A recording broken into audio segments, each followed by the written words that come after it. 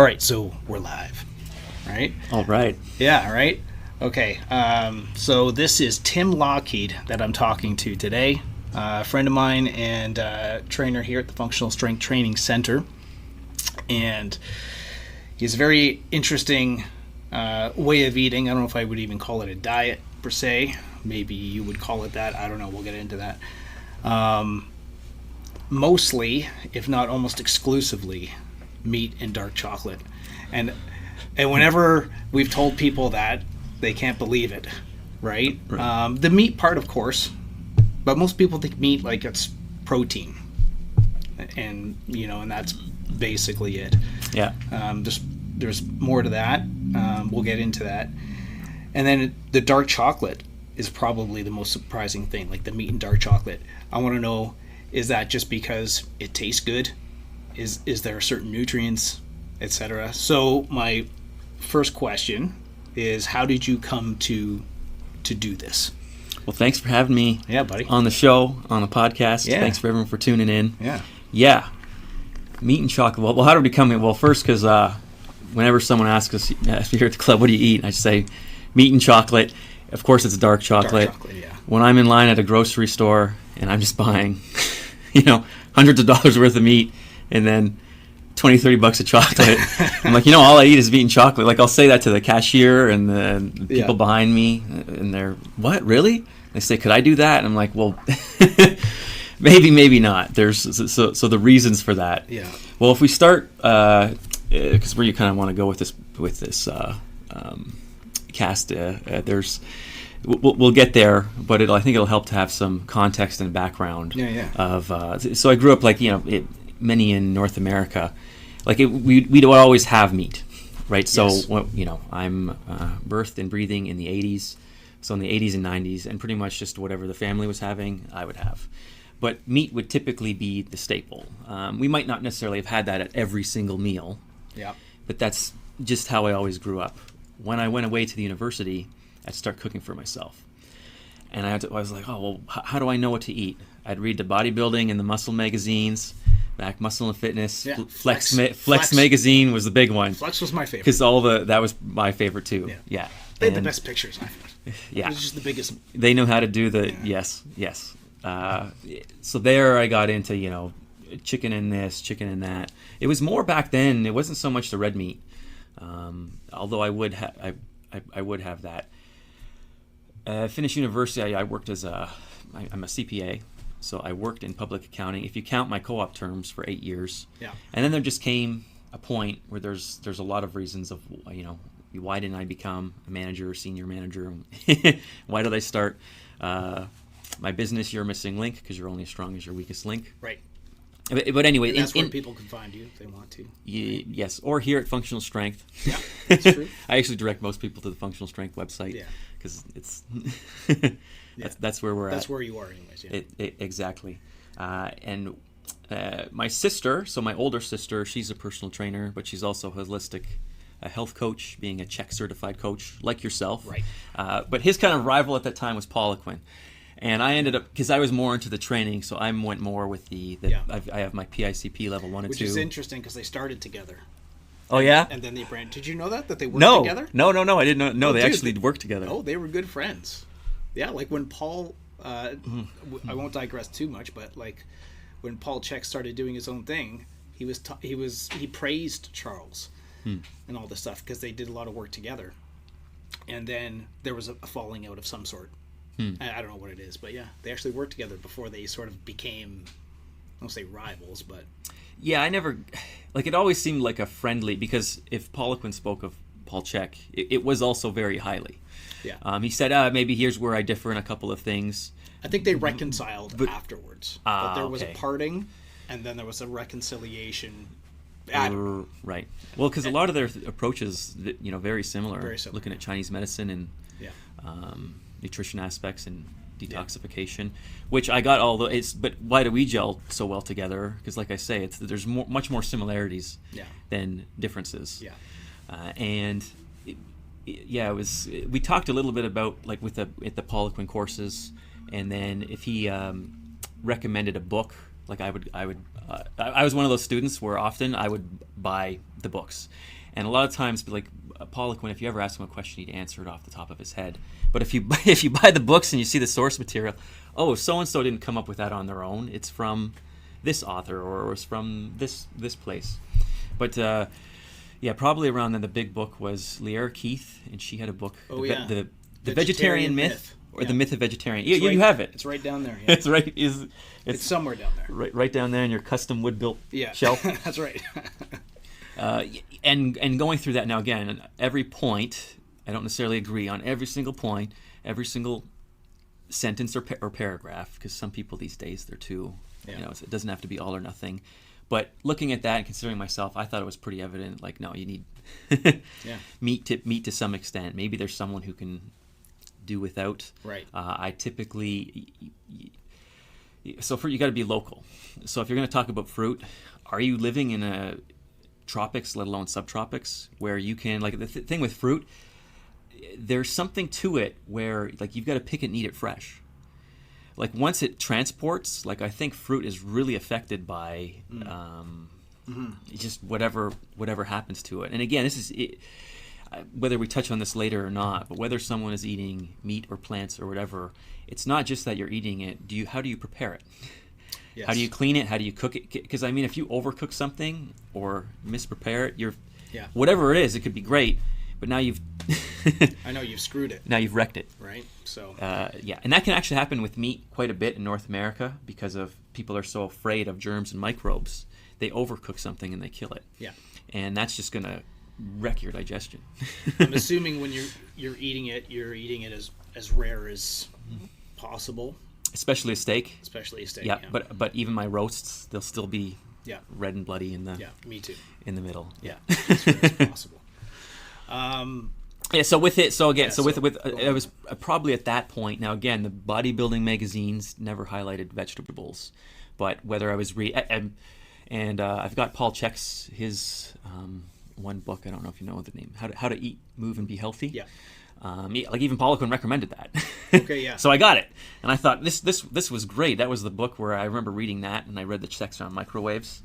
Within a day, I looked up the research on microwaves, the pros and cons, and I was like, oh, these guys are just trying to sell a product.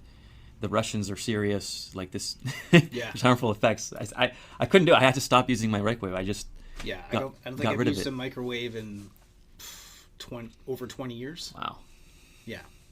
That's even probably longer than my streak. But good for you, man. Yeah. So considering that and what I learned in my courses, I was probably for many years. So this would be starting around 2010 now. Yeah. A lot of the chicken and rice, chicken and pasta, red meat on weekends. That's what I did from probably about 2000 to 2009, 2010. I competed in 2008 and 9. Right, in bodybuilding. That was in fitness modeling. Because that was, now it's evolved to there's classic physique, and even that is like way beyond what. Everything is growing. What I did. Literally. But fitness modeling in that 2000 to 2010 era was a bigger thing to compete in. Okay, and you were still doing, like you said, chicken and rice and more of the standard that stuff, right? Yes. Yeah. And then where I evolved with but I did my biosignatures to get me where I am. So that's where it kind of started to change. Right. And the biosignature, just for people that don't know, that's the Paul Quinn testing sort of to see what your biosignature is, which is what does it dictate what fuel you run best on or that your cells run best on? We could have a whole podcast on what I've seen with biosignature, but it's where you're sum up the purpose of a biosignature. They take your caliper measurements on 10 or 12 body fat sites, and there's an algorithm that has ratios. Yeah. And if a certain place is out of, because one place might be, okay, you can have 4 millimeters. Yeah, another site you could have 10. Right. But if one is 4 and the other is 20, why are your legs so relatively fat? And that would correspond with the female fat sites. Certain hormones. Estrogens, estrogens. Right. Yeah. So that was the same time I was learning the importance of detoxification, infrared saunas. And that was the thing. Well, actually, when I was doing those shows, my upper body was getting leaner and leaner and my legs weren't. That's what you were saying. It wasn't until I started taking DIM Yeah. which they laughed at me in the store because they said, you don't have ovaries. Yes. DIM is not going to... Why do you need this? But I concurrently, I pretty much did the DIM and the infrared saunas. I might have started the DIM even shortly before and still didn't have it. And then when I did the infrared sauna, both seemed to have a synergistic effect. But then all of a sudden my legs leaned out, and so at least my upper and lower body match. One of my things, I know I'm not huge, but at least I have front to back, left to right, top to bottom. I'm pretty. You got some symmetry. I'm symmetrical. Yeah. That was one of my strengths. Yeah. But I could see it myself. Holy, okay, there's something to this. That's really nice. And then when as an account, I was using my vacation to take Poliquin courses. Yeah. Whether it was back then they were more like a week long. Oh yeah. But I kind of shifted. It was a commitment. It was the same with the Czech courses. They're you had to go to California though. Well, no, because they started coming up to Toronto. Oh, they did. Okay. And sometimes they would tag them on to the CanFit conference. So you'd go to the CanFit conference, and then you do a week of Czech. Smart idea. Or something like that. That was a smart idea for them. Yeah. So at this point, when you're competing, you were still doing that. So when did you start to get off the vegetables and start to look into either the anti-nutrients, which is sometimes they're called. I know they're sometimes called that, though, right? Yeah. Whether they're just natural protective mechanisms of plants or whatever. What did you find out about that? And is that why you sort of started to eat less and less of that? Well, that'll be fun because that'll be the next kind of sort of decade. Yeah, so around that 2008, 2010, up to about 2018, I was pretty much eating half meat, half vegetables. Okay. I would have, if I had an arugula salad, how you buy those things in a clamshell. Yeah. I would have that. The whole thing for me would be one salad with maybe flaxseed and if I put apple cider vinegar or whatever seasoning. But it was pretty much, at least what it felt like in volume was more 50-50. Yeah. Probably calorie wise, I'm not a calorie guy. Yeah. But it would the animal products and the meat, it would have been relatively more calories, but by volume it was that. Okay. Now, even though I knew about all of the with the vegan stuff, I mean, this is a tough one because a lot of those people, there's those forks over knives and all those things, they outright lie in their documentaries, or if they do books, there's just outright misrepresentation, which is how the whole cholesterol myth thing started, just manipulation of data, omitting data, or just the Ansel Keys study. Is that what you're referring to? Yes. Right. Yes. And there's more, I'm sure. And more. That's the one that kick-started it. And that's the thing with, again, not to digress too far, but with a lot of these pro-vegan, pro-vegetarians, it's a person who's starting out as a vegan and as a vegetarian that are setting out to prove a predetermined point of view rather than just pure research. I find for them, yes. Yes, that's what I'm saying. On the vegan and the vegetarian, I'll say pro documentaries. Oh yes. In those documentaries, not necessarily the individuals. Let's go out and see what's in the world, and you need to go back to, you need to study old books, like this one right here. One of the best ones is Nutrition and Physical Degeneration. And that's when people set out, like Weston Price was a researcher and an explorer, and he was a dentist. He might be considered a holistic dentist by today's standards because he used to see the correlations between a person's tooth, mouth structure, jaw structure, and their overall health. That's what that book is about. Right. And in his things, he never found a purely vegetarian tribe or group of people. They would do that to supplement their diets when there was no meat around.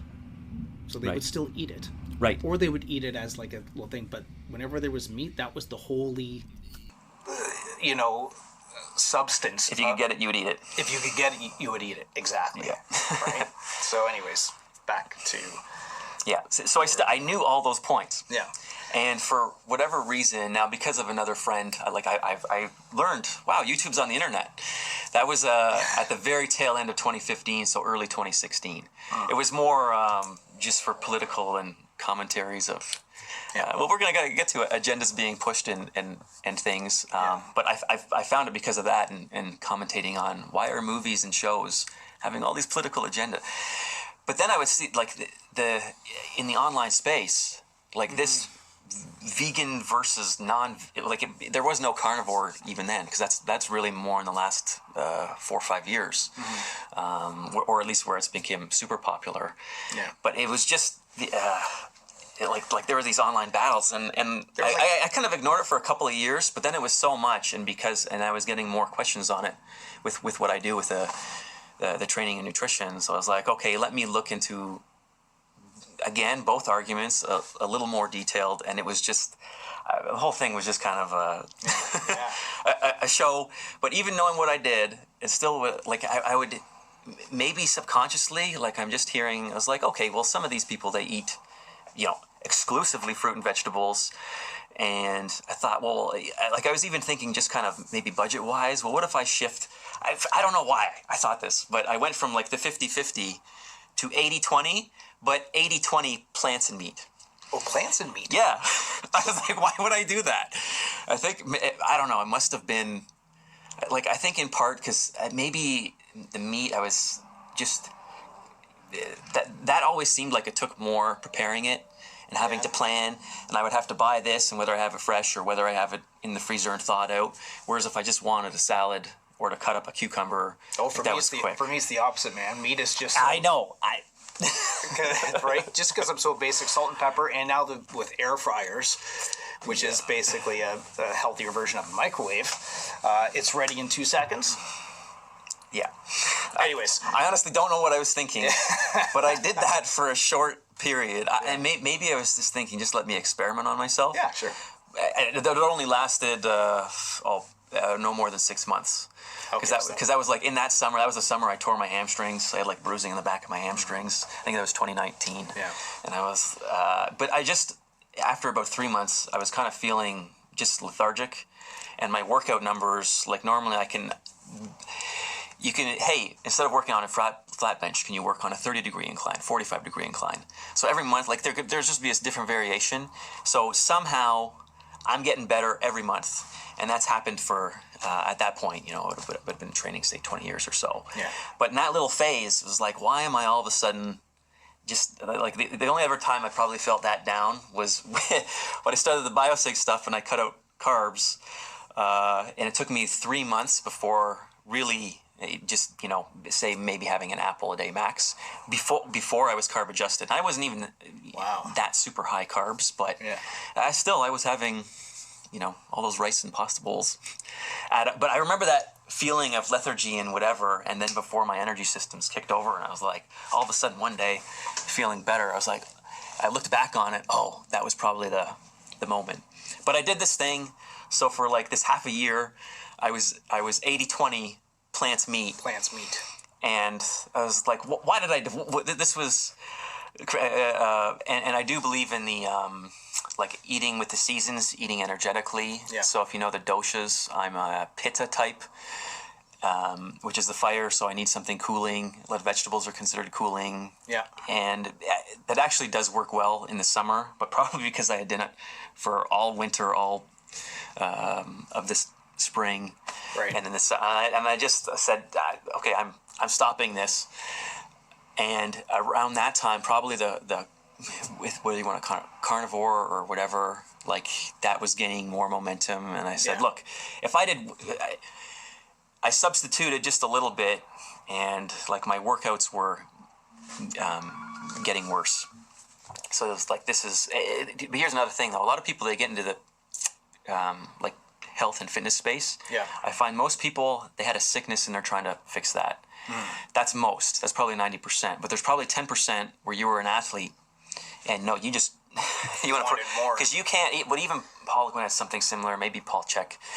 Like you can't lie to an athlete because you have, whether the Olympic is 4 year, but every year there's the World Championships.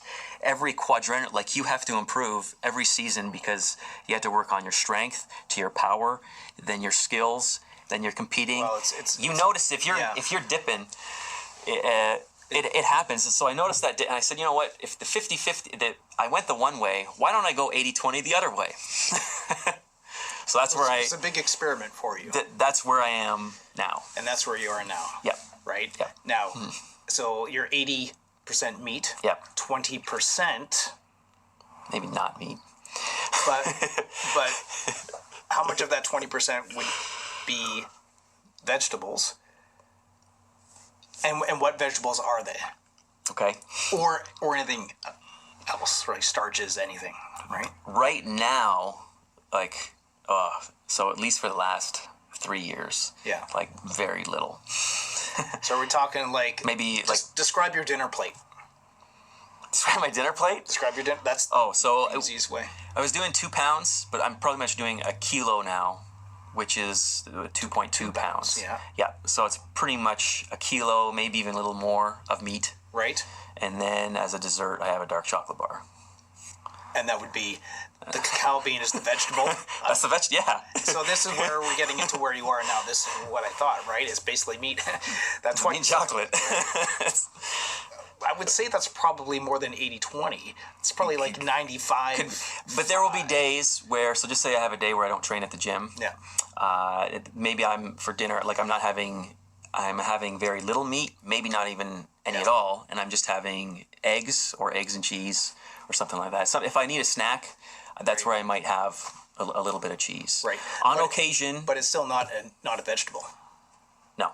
Right. Yeah, so it's still animal. Yes. But when I say meat, because there's meat and there's animal. I would just sum it up as to like an animal product. Very much animal. Yeah, because you can't say eggs and dairy. That's still not, it's not meat. It's not the flesh. No, it's not. But yeah, so I'm probably like 90% or more of it. But the dark chocolate, so as a little kid, now these were candy bars. They're not chocolate bars. I thought of them as chocolate bars. Yeah. But I loved that. Then I got away from it for like 10 years. And then when I came back competing, there's kind of a trend of a few things I did as a kid. It came back when I started, because I would cut other things out. Like I cut out TV and for a few years. Oh, wow. and I did all this. That's when I came back to comic books. And I came back to my weekend treat, because my coach was like, you have to have something that you just enjoy. Yeah. And I just like chocolate. And she's like, oh, have you ever heard of dark chocolate? And I was like, Dark chocolate? no. So that's like 2008, where I would get into the really dark chocolate and having, a little 100% piece on my Saturday, on my carb refeed day. Yeah. But it was just chocolate. It was like, that's kind of something where it's just pretty much, it's mostly fat. So fat and then protein and fiber. So from the blood sugar thing, and we don't just have to necessarily get into the high carb, low carb. Yeah, but essentially it's implicit. The darker I liked it. Yeah, the darker the chocolate, it's obviously people I think realize it's more the healthier choice. A lot of people will say, they'll say how the red wine thing or whatever, but when I have the dark chocolate, you can talk about the antioxidant polyphenols. I don't kid myself. I don't do it for that. I just do it because I enjoy it, and that's my little treat. I wish I could give credit to who this was from, where I heard this, but there was some point along my career, either hearing in a podcast or seeing in a book, like it might have been like some older, like one of these old curmudgeons in the training world. Like you could eat, like just say you had a 90% clean diet, you could eat 90% and then 10% Skittles, and you would still be lean and like. In other words, if you were really that spot on with not just your nutrition, but even with your training, with your sleep, if you do something like a sauna or Charlie Francis, he was really big into massage. If you are on all of that and have anything, and I thought, okay, well, I'm not going to have like GMO corn syrup food and whatever. So what am I going to have? Dark chocolate. That's real. Chocolate. Right. Yeah. That's really how I got into it. Yeah, it's the least harm, and it does have health properties too, right? But it's the least harmful treat probably that you can have, right? Yeah, and well, in today's, because I eat a lot of it. I eat about 2 of those bars a day. See, I started out, it was just like a once a week thing, and then I could make a square last for so long. So then maybe I would have a square or 2 every day. Yeah. And then it was like half a bar every day. And then, because I don't really eat a lot of like candy and stuff. And there was a Christmas, like I got like 20 bars. As like 20 of the dark chocolate bar? Yeah, it was just as an assortment. Yeah. And then to give credit to John Berardi from, I think it was Berardi's Law of Nutrition. If it's in the house, it gets eaten. Right. So I'm like, these are going to last me so many months. this will go. This will get into the summer where my birthday or first birthday is. Yeah. And no, those 20 bars, like it was maybe not every day at that very first point many years ago, but you can quickly see how a bar a day, and now sometimes it's like a bar and a bit, because just. That's why it's dangerous when it's dangerous. when we buy those kilo bags of chocolate for ourselves. Yeah. Right? So we get bulk bags. And you get broken, well, not necessarily broken pieces, that could be, but it's unwrapped. It's unwrapped and it's just in a bag, and there's a kilo. In a kilogram bag. In a kilogram bag. Of dark chocolate. The first time I got that bag, it was the same thing. It was, oh God, I was probably having maybe even 3 or 4 a day. Yeah. Because it was, because it was there. And I wasn't running out. I'm like, I got a kilo. Right. So, anyways, tapering back on, too much of a good thing. Well, but now this is necessarily a knock against chocolate or, but this is everything, because you can say this about meat, because if people could talk about meat, you can say this about vegetables.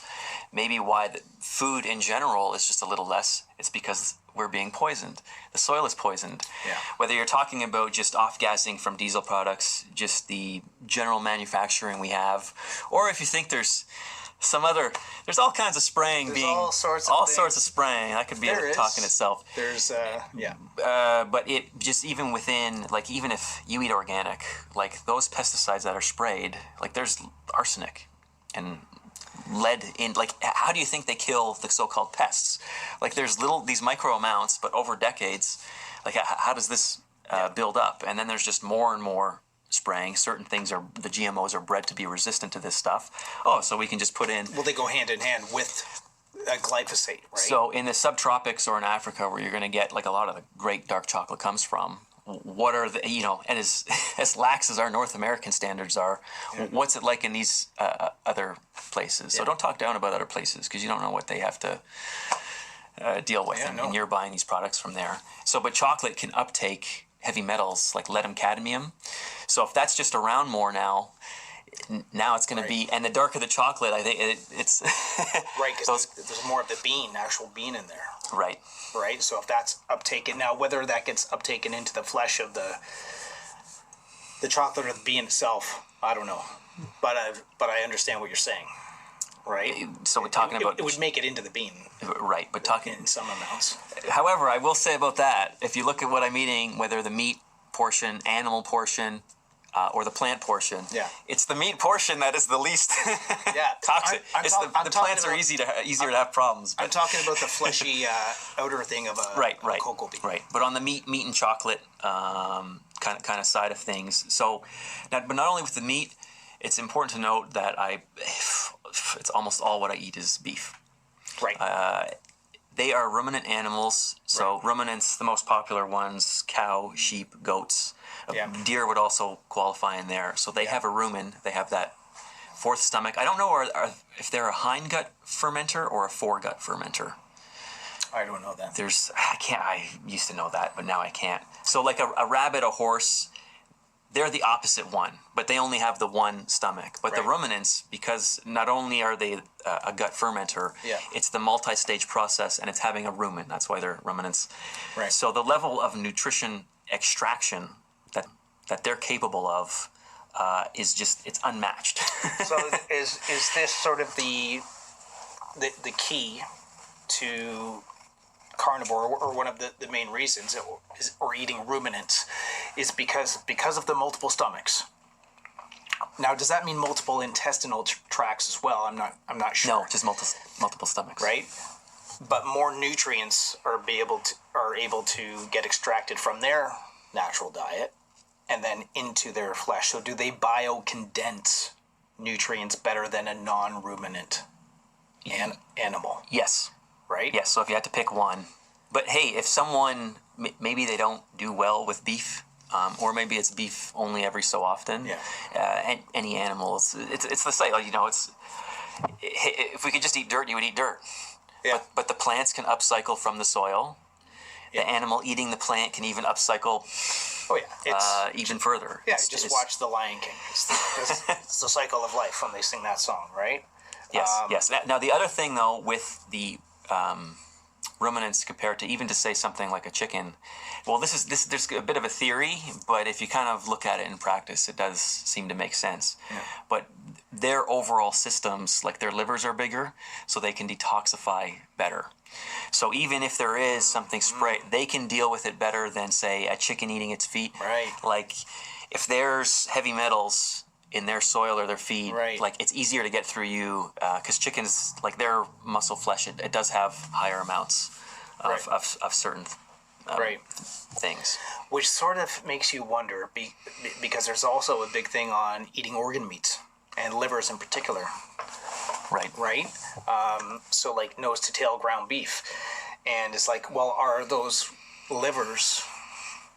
Now, of course, you would only eat the liver of an animal that was grass-fed or pasture-raised, and the best that they can do anyways. Right. Right? Would those organs still be healthy to eat? Probably yes. Well, I wouldn't be necessarily having a conventional feedlot for that type of thing. Yeah, right? Like, the grasses aren't sprayed directly. Yeah. You know, when we're talking about spraying now just from grass-fed pasture animals, the only thing would be but they're still off. Yes, but they're still off-gassing just like in general. Yeah, like the persistent. What is it? The persistent pollutants. Yeah. The persistent organic pollutants, the POPs. Yeah. Or because now it's just so pervasive. Right. Like it's. but it's everywhere. Yeah, but a cow, not on a feedlot, it's grass-fed, grass-finished. Really, nothing sprayed on the grasses or the herbs that it's eating. For whatever reason, it seems like they can process that and deal. So it's almost and as their if livers would be clean by the time of slaughter. And they've done a level of detoxification before it gets to you. Yeah, so these things, it's now we can have a liver and a organ conversation, but whether it's even a plant, because sometimes I see this, like the vegans would do this with the animals and say, oh, but that's an inhumane way to raise an animal, therefore no animals. Well, why don't you just raise them properly? But another argument would be, I don't really see anyone doing this, but just say, okay, you spray pesticides on plants. Yep. Well, no one's saying, oh, well, because it has to be sprayed, therefore no plants. When it comes to the plants, people will say, oh, yeah, of course, just get them unsprayed. But when it comes to animals, like, why don't you make the equivalent argument, which is just have cleaner animals? Like, there seems to be a two-way standard in that because of agendas. Well, it's because they're saying that, plants aren't like sentient beings. But it's not a knock on. You got to find the real hippies, like Lynn or Lear Keith.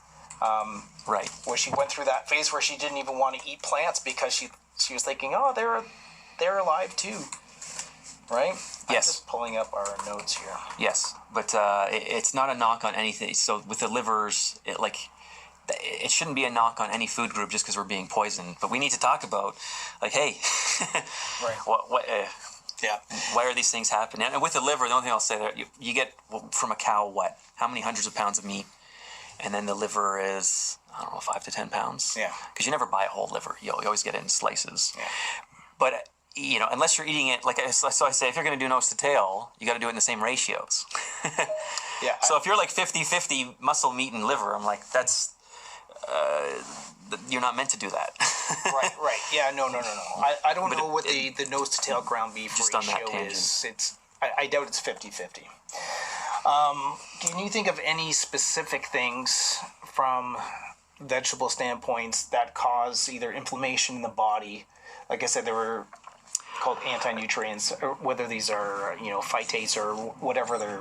Okay, so compared to others in the carnivore community, I'm not so much into the whole anti-nutrient. Right. And like pick a scapegoat and blame it. I'm really not.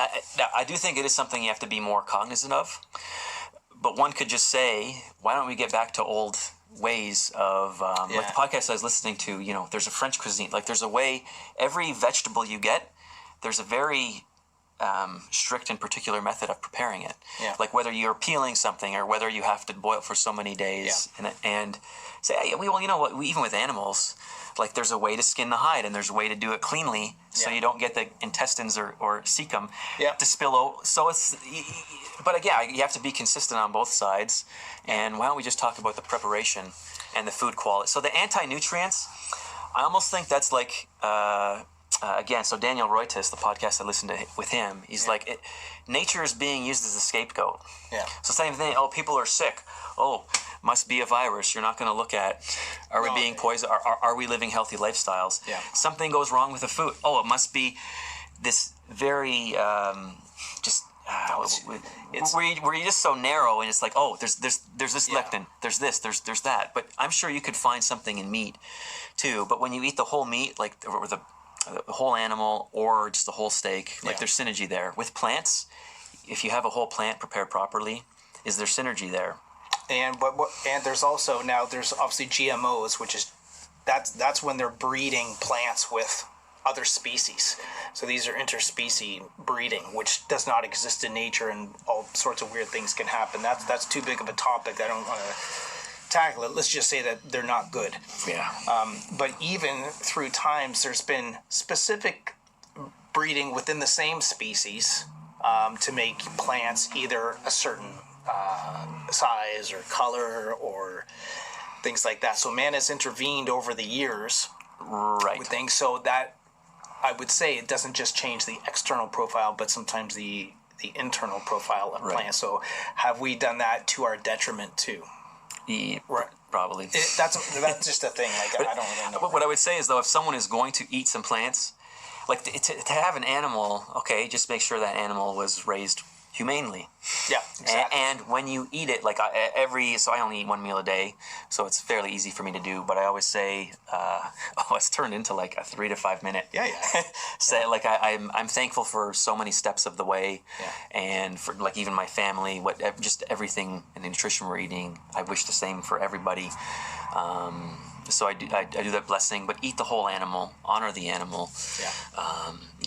Having that perspective. But what was I going to say with the anti-nutrients thing? I don't know. You have to do so. Like the animal, how much research do you have to do? Just make sure it was a human. With the plant, you've got to do your due diligence. Yeah. So hey, if you're just having a very simple lettuce leaf, sure. If it's a fruit and it's local and seasonal, freshly picked and okay, maybe that's like you don't have to do as much there. But hey, is this thing bred to be a hyper sugar version of said fruit? Or hey, this plant, was that plant just bred because it's super fibrous or super tough and it was used as goat feed, and then even the goats rejected it and now they're feeding it to humans? Like you got to do that research on the plants to just make sure, have we really been eating XYZ plant for hundreds of years? Or like sometimes when people make claims of hundreds of thousands and millions of years, I'm like, how do you verify something has really been done that long? But if you're going to have a plant, like it's going to take a little more homework. How was this prepared? Oh yeah, did they have the skin or not? Yeah. Did it have to be pre-cooked and cooled? That's why meat is so simple for me. Yes. Again, it comes down to like how simple do you want your food for me, anyways. Let's go over a couple things. Nutritional deficiencies from not eating enough vegetables. So things probably like fiber, but we're getting that from dark chocolate, so that's not really a thing. But what about any vitamins, minerals, or anything like that would be considered low in meat, but maybe they're not because... Well, so fiber, I would recommend looking up Zoe Haricombe, and because she's got the best presentations online about why fiber is not a nutrient and where all this fiber nonsense come from. Now, just touching on fiber, though, like I do believe in plants. It's not so much as food, but medicinally.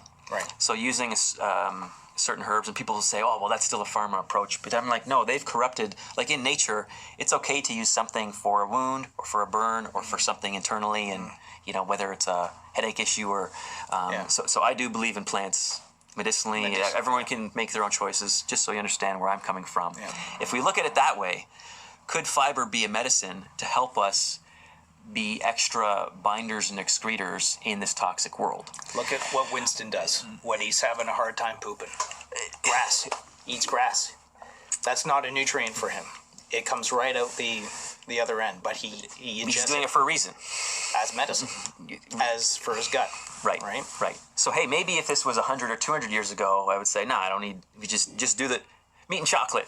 Right. That's all you need. But now it's like, okay, do you want to have the occasional fiber? There's differences in soluble and insoluble, but like just say you're having flaxseed. Well, I'm worried about xenoestrogens because it does help with that. So maybe some of the carnivores would say, no, you don't need it at all. But whether I'm talking to a carnivore or a vegan, and not only do I eat that, but I also take zinc, magnesium.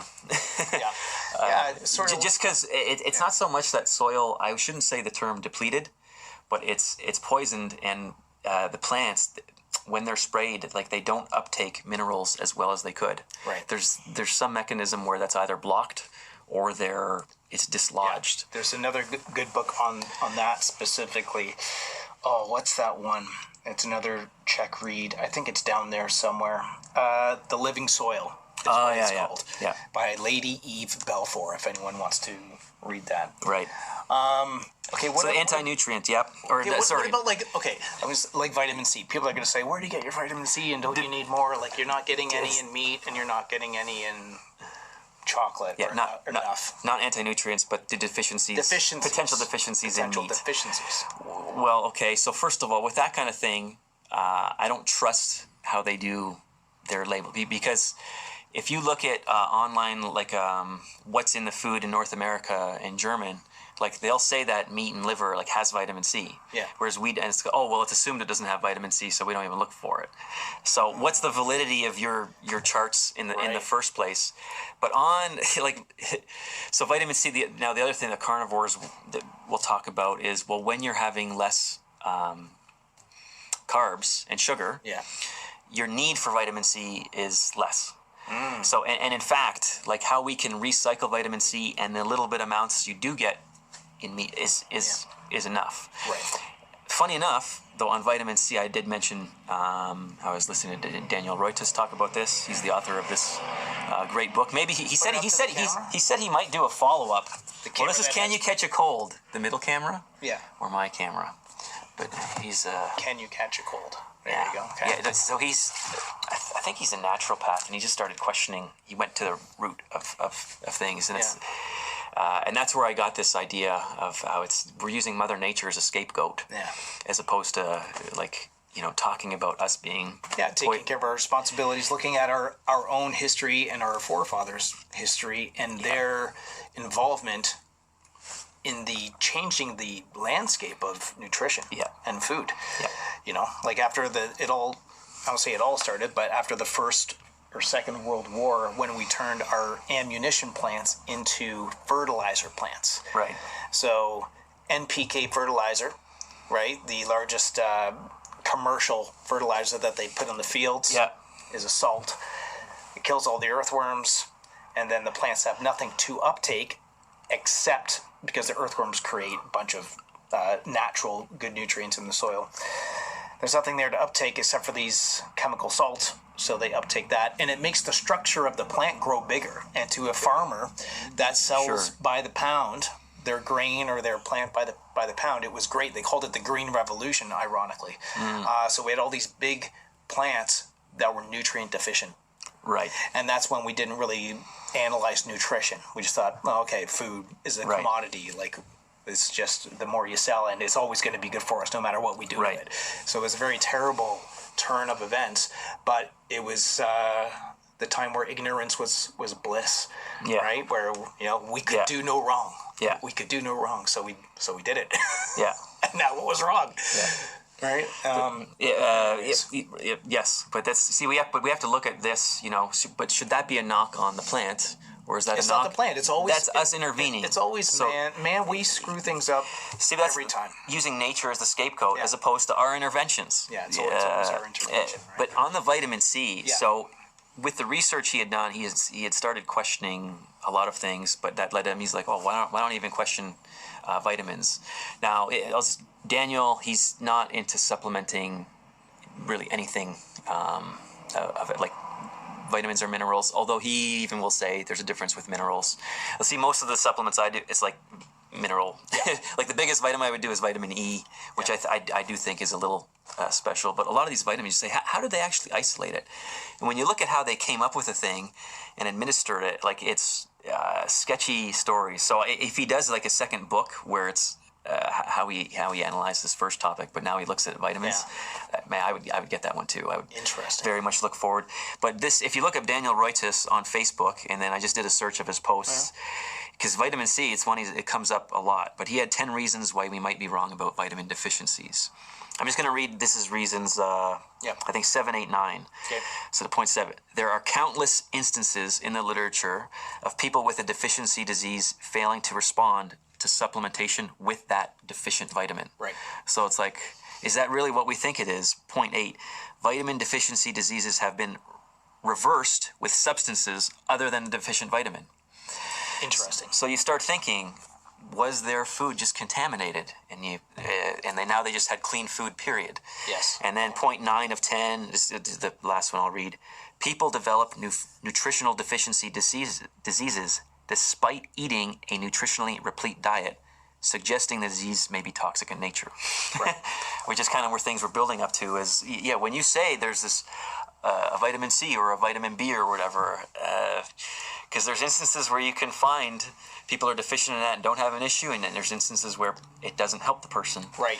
Can you hand me that blue book? I'm going to hold the biochemical individuality. I think we went over this one. So this one, it basically speaks to Tim's first point there, where people like on either a blood panel or something would have, technically by the standards of the allopathic medicine, they would have a deficiency. So like, oh, you're low in this, but they would have no symptoms. And that book goes over so many instances where that's the case, and different people are different, and you can run on very little of a certain thing if your physiology is adapted to it, whether that be genetically or epigenetically, whether your influences that you're imposing on yourself or have helped you adapt to functioning on such a low level of said nutrient. Right. And I wonder if some of the cogs in the wheel and why it's so complicated when it shouldn't be is because of this toxicity, or just call it being poisoned. And then that's it. That's the other huge thing is the they just call it poisons. I know it sounds like too much of an umbrella term, but that's what it is, right? Yeah. There's so many poisons. You said to me once, and I don't know if you were talking, this is what you would say to your clients. You're like, I don't train any harder than you. I don't really eat any stricter than you, maybe the term. I'm just less poisoned. Oh yeah, I did. Yeah, right. And that's why I'm lean. Yeah, I'm just less poisoned. This is a body should doing the level of we do train. More than the average individual. If you train that, you should have some. Sure. But if you do that, but there are so many people who put in so much effort, and why doesn't it show? And it's because they're still getting their. Your pipes are gooked up. You're poisoned. Yeah, you're poisoned, right? Yeah. Like I've always said, like the word lean is in the word clean. Oh, that's a good one. Right? Good one. Just put a C in front of there, right? So clean is lean. If you're trying to get lean, and that's what everyone who walks in here, that's all they want, and I hate hearing it, but I put up with it, right? They walk in, I want to lose here, and it's like, yeah. Let's get you on a real strength program and create some habits and start eating good, clean food, and detox you in the saunas. Like, you got to start there, and I'll make a goal for you if you don't have one. Like, I'm going to make some strength goals or something. But yeah, clean is lean, right? Right. Now that died, but a few of the other arguments against meat type points. Yeah. Well, just without us getting into super detail on those, like that's why I'd suggest like this book, Sacred Cow. They do a wonderful job, and then even the interviews on it if you're looking up the author, or her weekly newsletter. So especially ruminant animals, but animals in general, they make a healthier ecosystem. Yes. And in the ruminants, it's arguable they make the healthiest ecosystem of all. Okay? Yes. I'm not into the whole carbon thing is bad, but if you want to talk about that, they carbon sequester. They're a net I say not plus, but I guess maybe it's a net minus as to what they actually sequester into the soil. It would reduce quote unquote carbon. I don't even think that's a thing. But now, is that with their whole interactions with the grasses and with the ecosystem they live in? They're chewing, they're stomping, they're peeing, they're pooing. Yeah. Yep. Right. So the amount that comes, their cow farts, which is the thing, right? Yep.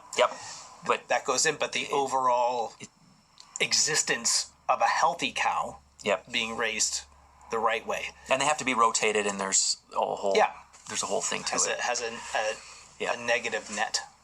But you can find so Alan Savory, carbon neutral. I don't know. Yeah, Alan Savory, he would be the big name. So read Desertification, where he's gone into areas where it's just dirt.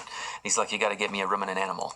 Yeah. And just once they start pooping, all of a sudden, like it's just sand. It's just desert. Yes. And now it's completely something starts growing. Depleted. And normally those fields have been depleted from overplanting of plants, like overplanting of commercially farmed plants, where they're using the NPK fertilizer. Like I said, it's a salt that dries up the soil, kills everything, all the bacteria, everything in the soil, eventually over time.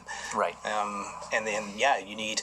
So regenerative farming is now a thing. Right. So to kind of recap on my stance, because it's funny, because I don't like these labels. Like I've never got into keto, even... You could say what I'm doing now, you could kind of say it's paleo or modified paleo. And a lot of times people take a thing and just, paleo but modified for one little thing. Yeah. But then you're not really into it. This is why, but I get out of the labels because it creates like division and tribalism, and you have to fight with each other. And I don't like that. And I just, something with the labels, just like you don't see other animals in nature. Oh, what's your specific thing? Like you just eat for, eat for you. Know your type. I do recommend, what is your Ayurvedic dosha type? Right. And then, maybe that's how you, your timing or your herbs, that's the way you can kind of focus things on that are better for you. Do you need more cooling? Do you need heavier or lighter foods? That type of thing. But if you look at all this, like where I've been and where a lot of people have been, it's meat and. So I have the meat and chocolate. Yeah. I'm like, well, if I had to call it anything, that would be the most inclusive. Obviously, if you don't eat any meat, then you're not a meat and. But a meat and. So how important is meat? Like, it's also with the vegan thing. I did a lot of research. Man, there's a lot of people who are a lot of ex-vegans. And I don't really find a lot of ex-meat eaters. You could have, say, quote unquote, now it's happening in ex-carnivore or an like the lion diet where you just eat meat, salt, and water. It's like, no, I don't even do that because even the odd time I'll still have Christmas. I'll have some cookies. Every once in a while I have bread and butter. Yeah. Like I do have that. It's just not a set thing. But to get into these mindsets, so you can have some, but even in those cases, I've heard individuals talk on podcast. Maybe they've come back, but instead of being all carnivore, they're again just half or 2/3 meat. Like an omnivore. Right. Essentially, right? Whether you have, and then you could have, the pescatarian is a fish plus, so they could say fish and, maybe there's someone who's chicken and, eggs and, but you're going to be animal products or meat and, meat and this, meat and that, meat and Skittles, like I wouldn't recommend that, but someone could you could still probably be pretty healthy. Yeah. But dude, you take away that meat. Who's the guy that did the omnivore's dilemma? Michael Pollan. Yeah. Right. And we're back after a quick workout. They wouldn't know, but... They wouldn't know, right? Yeah, but the phone died. We took a break for about an hour, and now came back. One last point I wanted to make is glycolytic performance exercise and anabolism, like building muscle. You clearly have not noticed a loss in that. I would say that you're just as anabolic as ever.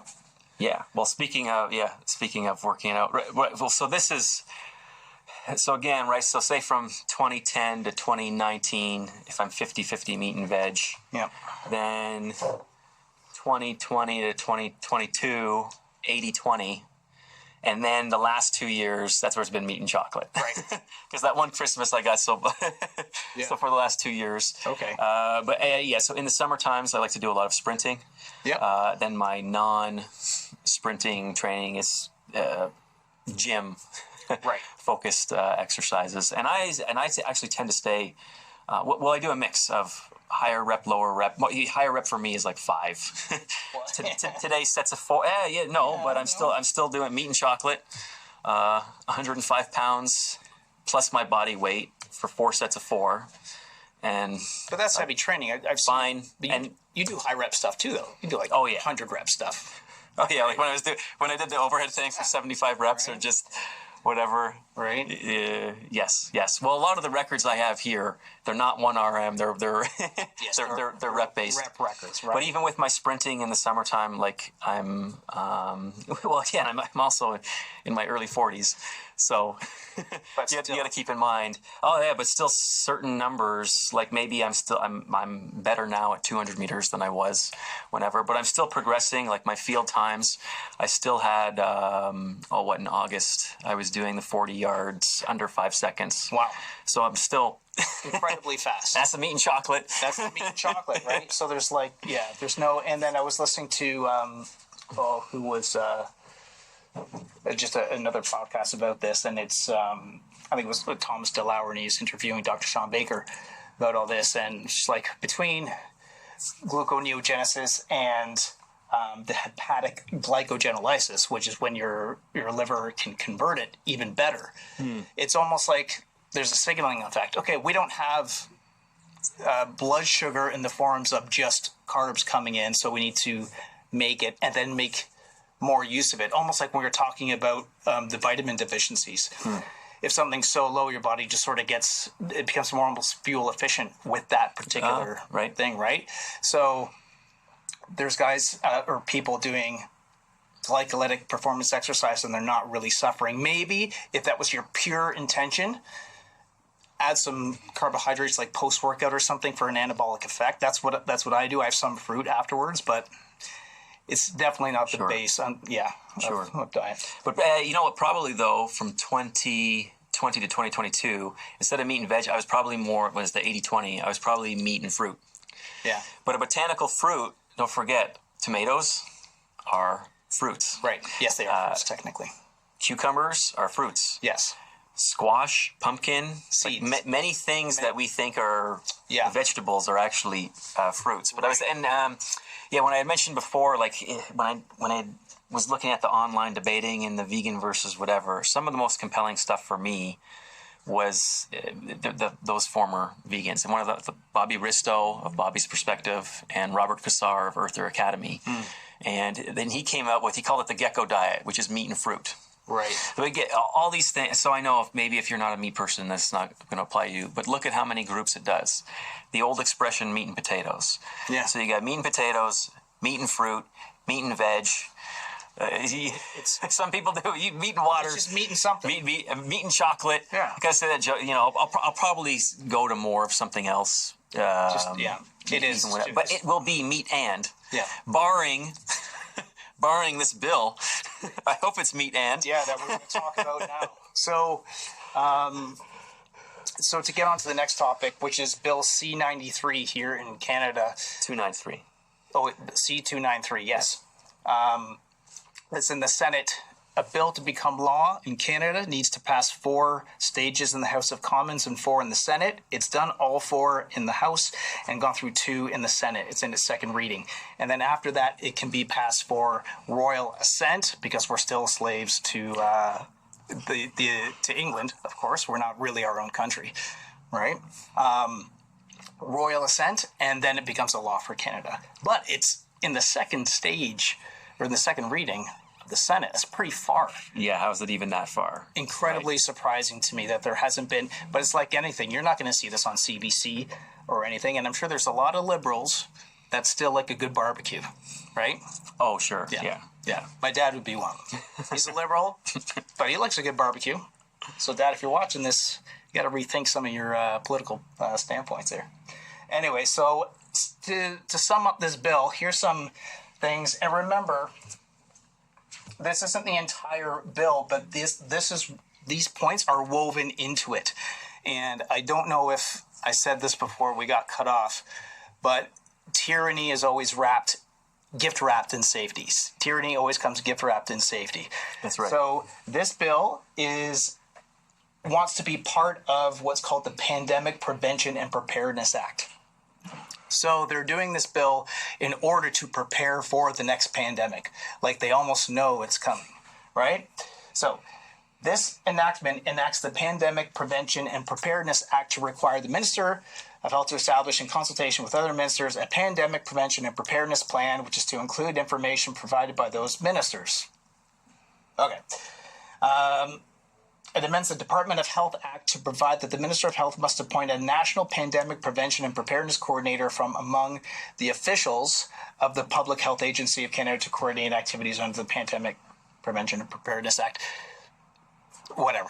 They're just, we're creating literature to give rules to you for our next pandemic. But here's where it gets a little more interesting. The Pandemic Prevention and Preparedness Plan must include to regulate commercial activities that can contribute to pandemic risk, including industrial animal agriculture. They give that as a specific example.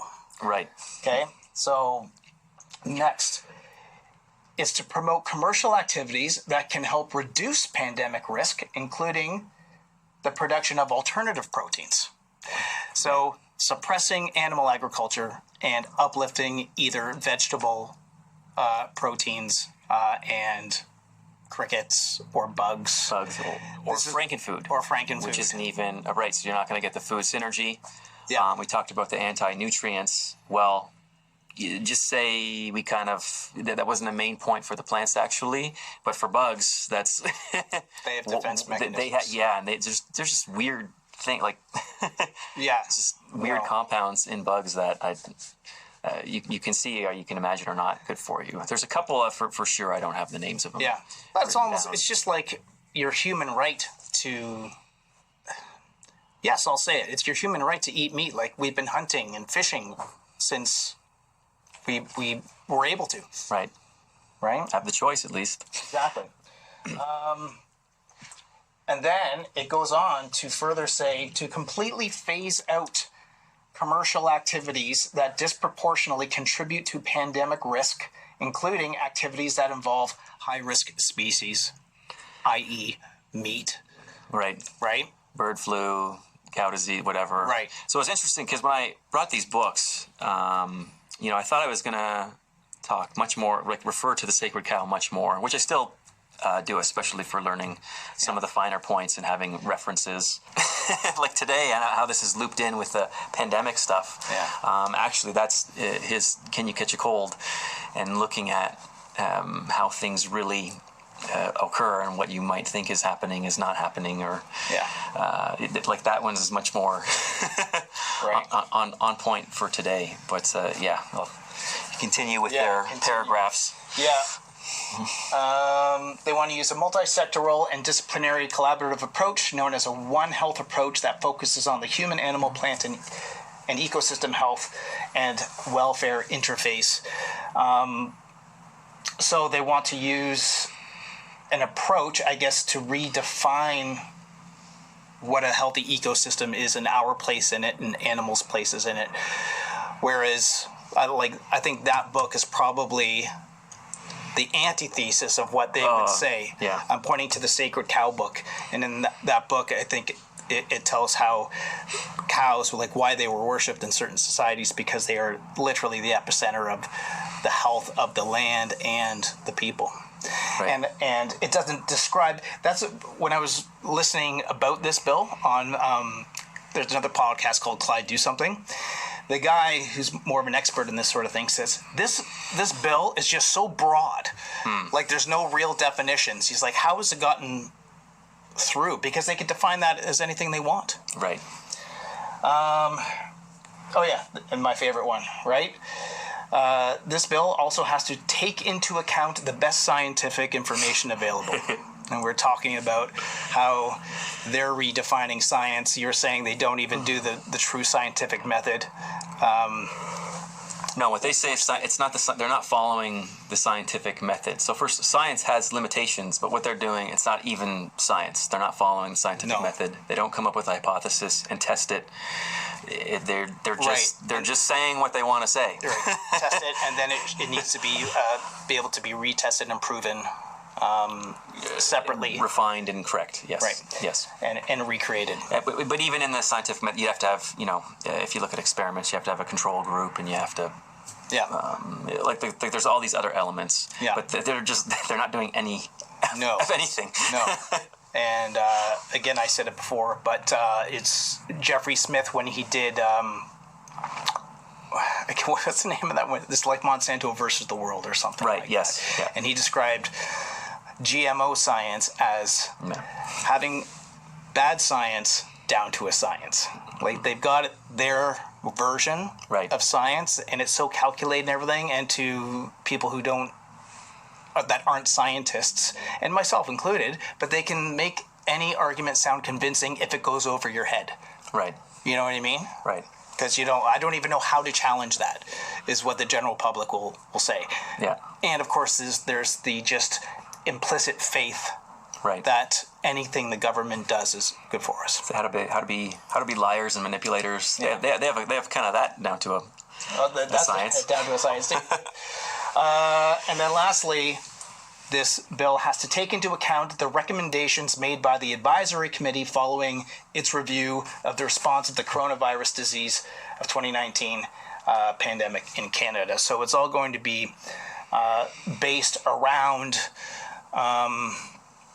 fear, disease, all that stuff. So it's basically going to be saying, well, if we don't do this, you're all going to get sick. And for the greater good. Always for the greater good. And getting back to what I said, tyranny always comes gift wrapped in safety. It always does. Yes, and if you let someone or institution, if you let them take away your rights and freedoms for the reason of an emergency, then they'll just manufacture an emergency. And then even when they manufacture an emergency, man, at least in the old days, they had to put in some effort. Now now they just kind of say it. Yeah. They say it on paper. Oh, well, there's an emergency because, Or they do whatever, some bogus test, or they just, I don't know, they just have to have a press conference and say it.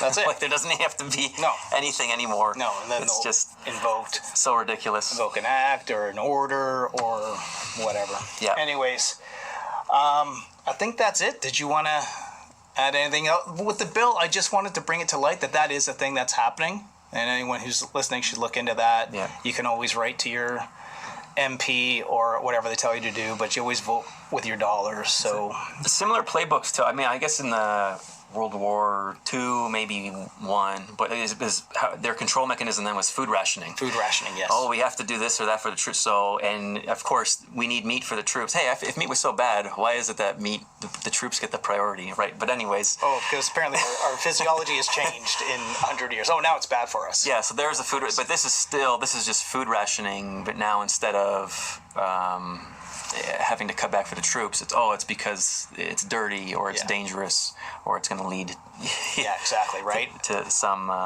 whatever they say it's going to lead to. So the onus, it's on us, right? Something I've got to get into more is growing my own food, because right now I buy, but at least even though I buy, what do you support? Right, and I support meat, and farmers, ordering from, direct from farmers and getting the quarter cows and half cows. Well, so that doesn't have to be that, but there's what can we do to support? Well, that's 90% of what you eat. Then that's probably a good idea, right? I think is that it? Are we good? I think that's it. It's just just say no. Right. Just say no, if the next BS. If someone tells you to close down or stop doing something, just don't do it. Don't do it. If it ever came down to nuts and bolts, and you just do the right thing. So say do the right thing. Do the right thing. Yeah. Right. I don't think on anyone's deathbed they're going to be. I wish I complied more with false pandemics and false. Well, I guess this is where orders, kind of that legal stuff we look at sometime, or the lawful stuff. Yeah. It's if someone says something, say, I'd be happy to comply if you can show me X, Y, Z, and then list your criteria. Can you show me where this has been validated? Can you show me, there's elements like that. So if something ever happens, we can always do a follow-up and a stay tuned and have some specifics there. Yeah, perfect. But at least it's in the time being, it's food for thought. It is food for thought, literally. So where can people find you? Because you do online programs, or you do virtual. I don't know if you still do that. I saw you doing that a little while ago. Yeah, if they went to my yourmissinglink.ca website, you would contact Tim at yourmissinglink.ca. Okay. But even through the contact form at Functional Strength. Functional Strength, and you'll find me here, like where I am right now. Right. So that's the Functional Strength Training Center in Burlington, Ontario, because I'm sure there's lots of gyms around the world that are called Functional Strength. But no.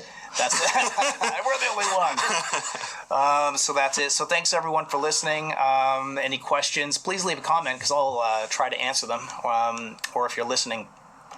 And I think that's going to be it for us till next time. Remember, stay strong and free. That's it. That's it. Thanks. Later, buddy. Thanks for coming. Thanks for watching or listening. If you did like the content, please hit subscribe so that we can create more content like this. You can check out all of my strength training programs and supplements at thenaturalalpha.com. Stay strong and free.